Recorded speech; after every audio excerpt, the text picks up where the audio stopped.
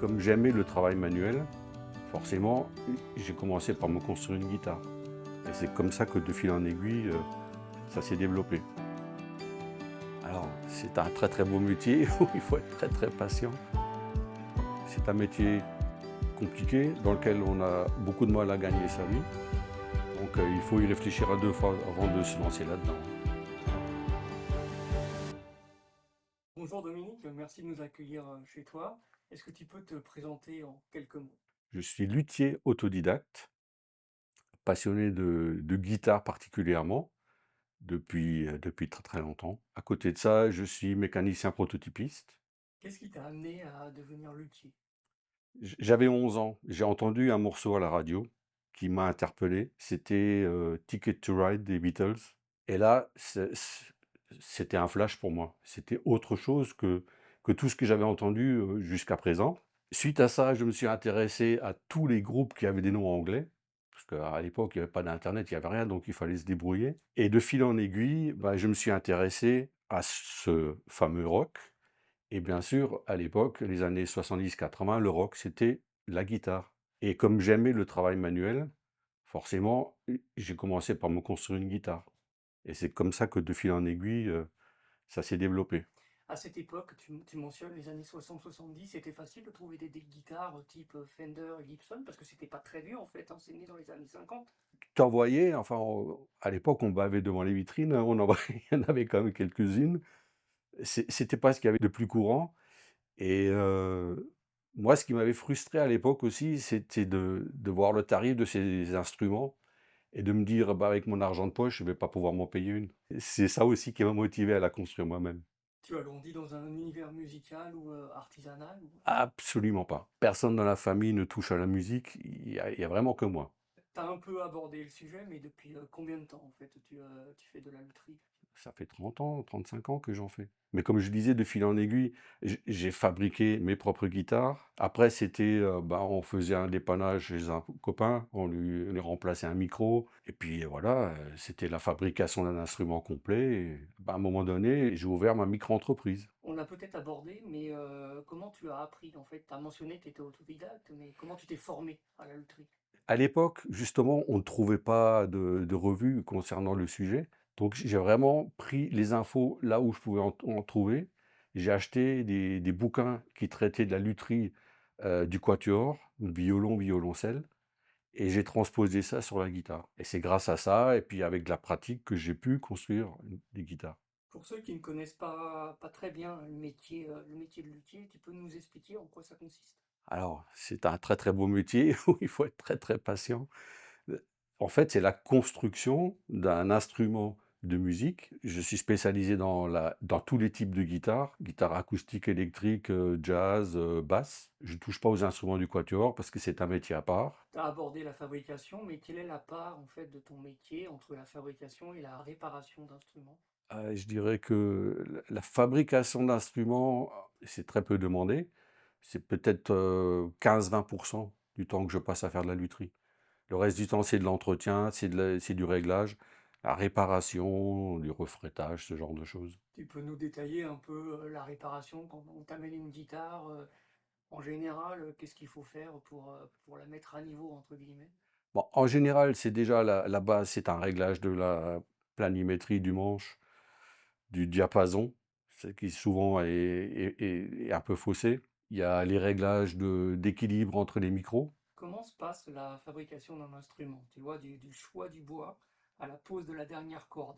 Bah, les grandes étapes, oui, c'est le choix du bois. Donc ça, c'est défini dans le entre guillemets «le cahier de charge» par rapport au client. Il faut déjà savoir ce qu'il souhaite obtenir comme son.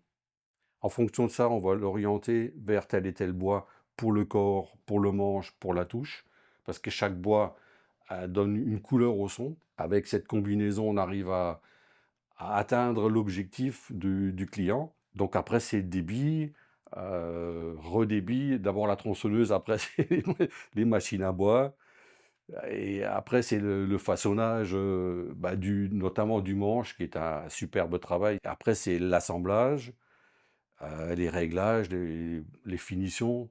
Finition, ça peut être, très vaste, ça peut être un vernis incolore, ça peut être du teinté, ça peut être de la peinture et je parle pas de la des décorations, des filets qu'on peut mettre sur la touche, sur le corps, mais ça, c'est que de la déco, mais ça fait partie du truc, hein. Quand on veut un instrument personnalisé, on se permet un petit peu de décoration. Tu as mentionné que tu étais, mécanicien. Quelle est la différence pour toi entre travailler l'acier et travailler le bois? Honnêtement, je j'éprouve beaucoup plus de plaisir à travailler le bois que le métal, même si c'est mon métier. Ce sont 2 choses différentes, mais je dois quand même dire que l'apprentissage de mon métier de mécanicien m'a énormément servi dans la construction des instruments de musique. Parce que c'est en gros, c'est de la «menuiserie» entre guillemets, mais de précision. Donc la précision, j'ai appris ça, donc pour moi c'est facile et en même temps, ça me permet même de créer de l'outillage pour travailler le bois et puis le bois, il a une meilleure odeur que le métal, quoi. Il y a un instrument dont tu es particulièrement fier? Donc ça, c'était une demande bien particulière pour une personne qui à la base était bassiste, donc il avait de gros doigts, donc il fallait construire une guitare avec un manche large, une guitare de jazz d'une structure particulière avec du multipli, c'était de l'érable ondé et de l'épicéa en multicouche. J'avais jamais réalisé ça. J'ai dû faire des moules pour pouvoir la réaliser. Tu la retrouves sur mon site, c'était une superbe guitare. Tu peux nous dire à peu près combien d'heures tu passes, pour fabriquer une guitare? À une époque, j'ai réalisé une guitare, classique pour participer à un concours. J'avais passé 500 heures dessus. Alors c'est pas toutes les guitares où on va passer 500 heures. Bah, on voulait faire le must du must, de la déco à gogo. Selon toi, quelles sont les qualités essentielles pour être un bon luthier? Il faut une grosse, grosse dose de patience. C'est c'est ça, c'est vraiment primordial. Après bon, il faut aimer le travail manuel, forcément, il faut être un peu doué de ses mains. Et pour aller plus loin, quel conseil tu donnerais à un jeune qui vient te voir et qui dit: «Moi, je veux devenir luthier»? Honnêtement, je les mets en garde, hein, parce que c'est un métier compliqué, dans lequel on a beaucoup de mal à gagner sa vie. Donc, il faut y réfléchir à 2 fois avant de se lancer là-dedans, hein. L'avantage, c'est qu'aujourd'hui, il existe des écoles de lutherie, ce qui n'existait pas à mon époque, quoi. Moi, je pense qu'il y a beaucoup de gens qui font ça par passion et oui, pour se faire leur propre instrument, parce que c'est un beau défi et puis voilà, jouer la guitare qu'on vient de réaliser, voilà, c'est génial. Comment vois-tu l'avenir du métier de luthier dans une époque, qui devient de plus en plus, numérique? Moi, je pense que c'est un métier qui a de l'avenir quand tout de même, mais comme dit, il en faut je pense qu'il faut pas trop de luthiers pour que chacun puisse travailler et gagner sa croûte. Maintenant, c'est vrai qu'aujourd'hui, on est aidé par la commande numérique ou des machines qui sont un peu plus évoluées qu'il y a 50 ans où on faisait tout à la main, hein. Donc on devient un petit peu plus rentable. Les finitions, je suppose qu'elles se font toujours à la main pour ces gens-là, parce que voilà, la machine ne peut pas tout faire. Et justement, pour concevoir tes guitares, tu n'as pas de problème pour trouver, les matériaux, la matière première? On parle beaucoup de bois depuis tout à l'heure. Tu prends le bois au niveau local ou, comment tu procèdes? Alors je m'étais rapproché d'un bûcheron et on a fait le tour des Vosges. On a sélectionné des érables qu'il a donc coupés et fait ramener chez moi. Donc j'ai 2 troncs, en stock. C'est un stock qui aujourd'hui a 20 ans. Donc il y a cet érable, l'acajou, moi c'est un bois qui n'est pas trop de la région, donc je l'avais acheté chez un revendeur de bois.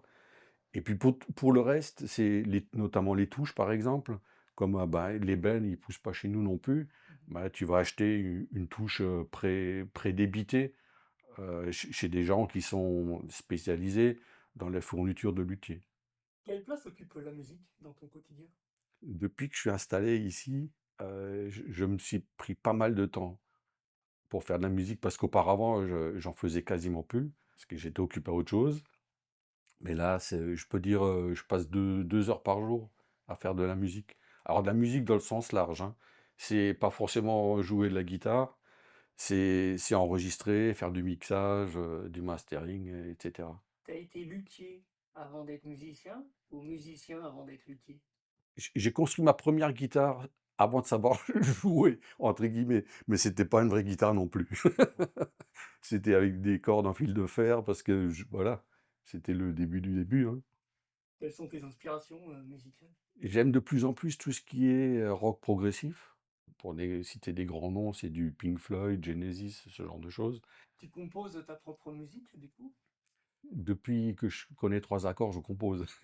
Alors ça donne ce que ça donne, mais effectivement, ces derniers temps, je passe beaucoup de temps à faire de la composition. Début d'année, j'ai sorti mon deuxième album, entièrement composé, j'ai joué tous les instruments et tout a été fait ici. Il faut chercher, Echo Sound. Quel est ton dernier achat dans la région de Saverne? Dernier achat, ça va être il y a 15 jours, j'ai acheté une paire de pneus. As-tu une recommandation culturelle? Alors ouais, à la limite, je recommande de découvrir un groupe que j'ai moi-même découvert, assez récemment. C'est Big Big Train. Tu aurais une anecdote à partager avec nous? Alors j'ai une anecdote, hein, c'est pas c'est pas forcément en ma faveur, mais pour vous dire que, bah, quand j'ai démarré dans les années 70, il y avait pas internet, hein. Donc le peu d'infos qu'on trouvait, c'était dans les revues. En tant que rocker, j'étais fan de d'AC/DC, donc je voulais une SG. Donc je me suis construit une SG, mais à partir de photos de revues. Donc j'ai décidé ma SG à l'échelle que je supposais être la bonne, mais j'ai fini avec une SG qui était grosse comme ça parce que je savais pas que le pied Angus Young était si petit que ça. Mais bon, je l'ai pas gardé longtemps finalement cette guitare. Mais elle fonctionnait, mais elle était un peu trop grande, quoi.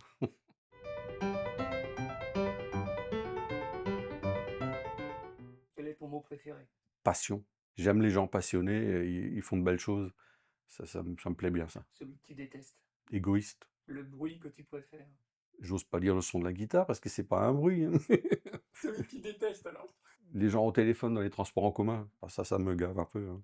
Ton groupe de musique préféré? J'ai pas vraiment d'idole, mais il y a un groupe que je suis depuis très, très longtemps, et c'est Marillion. Ton animal préféré? Alors on va dire un aigle. Ta couleur préférée? Ah je pense que c'est le rouge. Ton chiffre fétiche? Ah j'en ai pas, je joue pas au loto moi. Tu es plutôt mer ou montagne? Ah plutôt montagne. Merci Dominique pour ton accueil, c'était vraiment sympa de discuter avec toi. Et puis on terminera bien en musique. Ah je veux bien vous jouer un petit morceau, ouais David, merci à vous. Merci Joe, merci.